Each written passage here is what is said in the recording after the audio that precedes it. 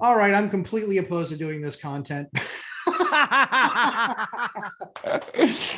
But I always let Mike bring an idea, and I'm like, he's like, this is the one I want to do. And I was like, you're the talent. We'll do that one. So please, everybody, welcome Mike from One Rental at a Time. I'm a lumberjack landlord, and we're here because Mike found some crystal balls. Yeah, exactly. And he knows exactly how bad the crash is going to be. Yes.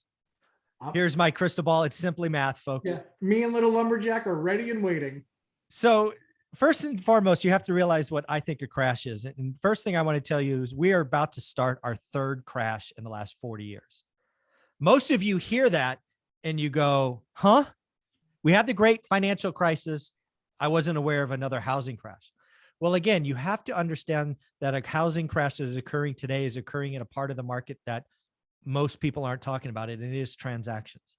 I'm going to actually do this in a live stream later today, but I'll just give you the high numbers. From 1979 to 1982, crash number one. Okay. We start 1979, new home sales. We did 709,000. Mm-hmm. We hit the bottom in 1982, 412,000. So that is a peak to trough fall of 42%.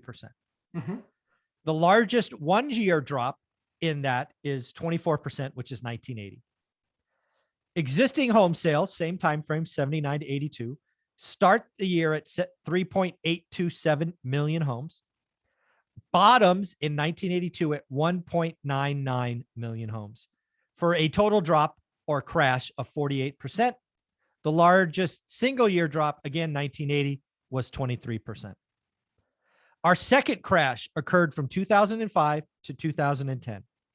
In 2005, we built 1.283 million homes.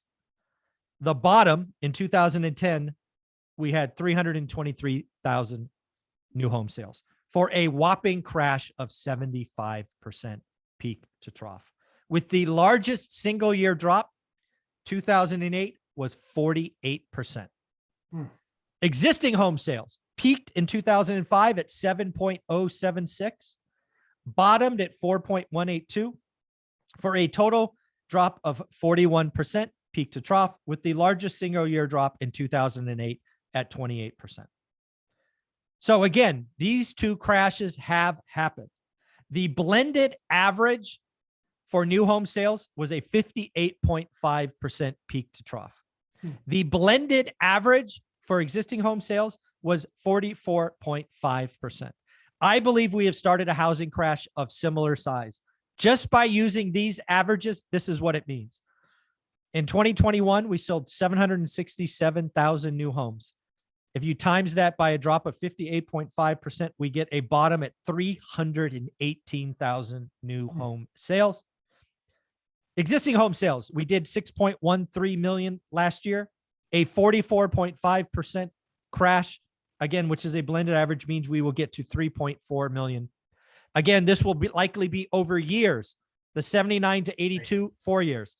The 05 to 10 was 6 years. We are going to go through a crash in transactions on new homes and existing home sales of about 50% over the next several years. So again, I say we are in a crash. It is in transactions. It is going to change the game. The Fed broke housing, years of pain ahead. So that's what I mean by our third housing crash in the last 40 years. What do you think? Yeah. I mean, the numbers, it's math. Like it's not feelings. It's not one graph. It's, showing historically what's occurred. And I think that transactions, absolutely. We both agree. We've been saying it for 6, 7 months, 8 months. That's what's going to happen. Transactions are going to crash first. Yeah. The difference I think that we have in this particular scenario is that we're starting off with such low inventory. So I think my only answer to that is I believe what will likely happen is I think that will just, to a certain degree,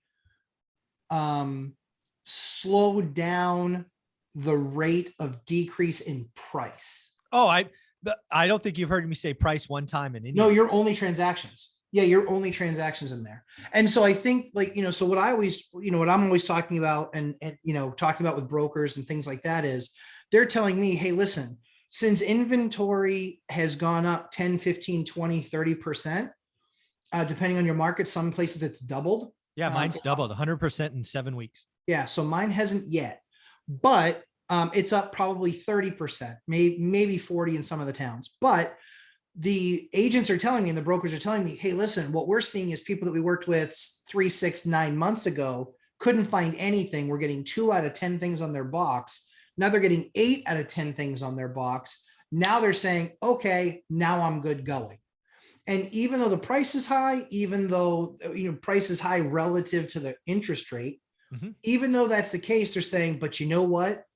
It gets me out of the apartment that I'm in. It gets me into the house that I want, not the house that I had to have. And so that's what I'm seeing. So I think that we always believe, or I believe what we believe. I know what I believe, which is transactions lead to, the drop in transactions will certainly lead to eventually price softening. But we had such low inventory for so long and so many people. Now there's people just getting disqualified because they can't afford the payment anymore. And so they're in a different price range.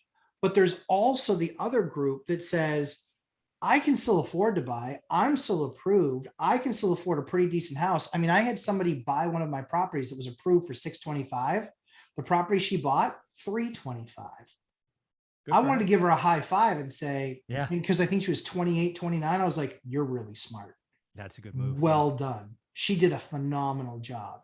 Because that price of that house is up, 15, 18% or something like that. But she is not even anywhere near having overspent. Yeah, she's not stretched. No, not at all. So I love what you put together there. So to be clear, we are talking crash. Those are the 3 crashes that you looked at. This is the part that's really focused on transactions. And then, so where do you believe that then leads to? Because I've already given my take on that. Well, I think at that point, it is market specific. Yeah. I believe there will be some buy boxes that have a price correction. And again, to define a correction, call it less than 20%. I believe there is a few buy boxes that could see a crash, which I define as 20%. Yeah. But again, real estate is slow. It is certainly slow. I mean, I see idiots talking about a 30% drop by the summer. Folks, we're in the summer. No. There was somebody that called a 30% drop that it's already happened. That is just dumb. That's just, you don't understand math and you haven't looked at the right graph. Like, it's just, yeah, I can't help. I can't help stupid. I just can't. But again, I think, but nationally speaking, we will not see a price drop in 2022, nationally speaking. Agreed. Do you think that we give back some of the gains that we had this year in appreciation? I can't answer that question until I know what happens later in the year. If we did, it would be 2023, not 2022. The setup, housing is slower. We're already in June. Contracts signed today don't close till July or August. I mean, the year is basically almost over for housing. It's getting close, yeah. I mean, because basically we're really done kind of in October. Right? Exactly, right? You get to know Thanksgiving and Christmas. I mean, the years. So again, I don't see any national housing price drop this year. 2023, I'll start talking about around Thanksgiving. But who knows? There's so many variables. I mean, dude, we could have a nasty recession of 7-8% negative GDP. We could just bounce and go up again. Who knows? I'm not talking 2023 yet. My crystal ball is not that good. Yeah.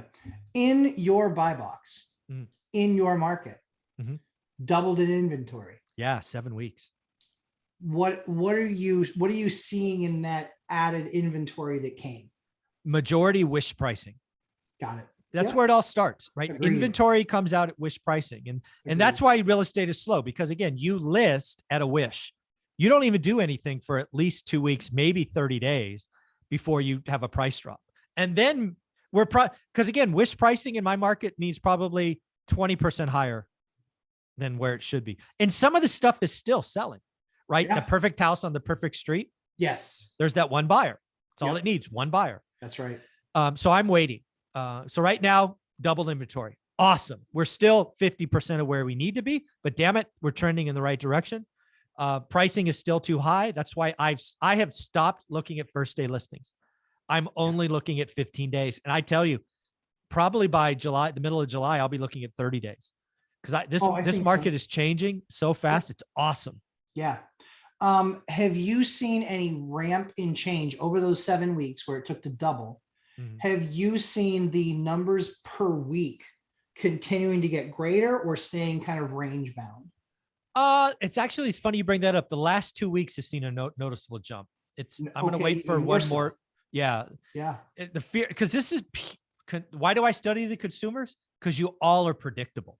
You all are just flat out predictable. Right. And right now the media is fostering FOMO for sellers. Sure. So it hit my market the last 2 weeks. And I'm going to guess we see noticeable ticks the next couple of weeks. Yeah. Yeah. Like I said, it's started to come. What we're seeing is wish pricing plus. We had a triplex just hit the market, $799. It's a 2-bed, a 1-bed, and a studio. Basically nice, but B class, I would call it. B area, B class. That 2-bedroom rents for the most is $1,800. The 1-bedroom at most is $1,400. So it's 32. And then that studio rents at most for $1,000. That's 42. That's 4,200 on an $800,000. The numbers are nowhere near. Yeah, that might work at a 2.7% interest rate. It's not going to work at a 7. Yeah, exactly. Yeah, 6 or 7. Yeah, nowhere near that. Like the number's literally insane. That doesn't even work as a house hack now. No, it doesn't. So I actually looked at that property, looked up the owner, did the deed search, tax search, blah, blah, blah, look it up. And I was like, okay, that's interesting. Owned by an LLC. Then I see 2 other properties that are what basically took my market up, 400%. I looked at the other 2 properties, wicked overpriced. They're owned by the same guy. Yeah, very well. So he's putting them in the market. And again, I don't begrudge him at all. He's put them in the market saying, if I can get somebody to actually pay that number, I'm out.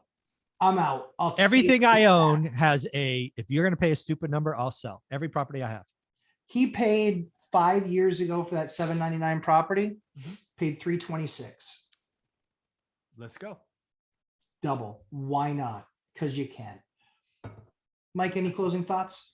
No, again, I would tell people we're in a crash. It is in transactions, but what you should be hearing in that is investors skill up, do the work, get a buy box, because the people that win this environment and get great deals are the ones that take a shot. Sitting on your couch in a ball is not an option. Yeah. Get a rent box, because then you'll actually turn your 12% deals into 20% deals if you know that side of the market as well as the buy side of the market. I love it. Absolutely a way to better leverage your dollars. Mike, tell everyone where they can find you, sir. One rental at a time. Books, YouTube, website, courses, and we go live 8 a.m. Saturday morning Pacific. It's a great time. I wouldn't miss it. As I always say, we create great content for you. Please subscribe. Hit that like button. Check me out Sundays, 11:30 a.m. Eastern time. And our good buddy, the other 3 amigo, Dion Talk Financial Freedom. You can check him out Tuesdays at 4 o'clock Pacific time, 7 o'clock Eastern time. And he goes until the questions are done. One of these days, we're going to take him past midnight. Woo! One of these days. Mike, thanks so much for the time. Have an awesome weekend. And I'll talk to you tomorrow on the live stream. You got it. Take care.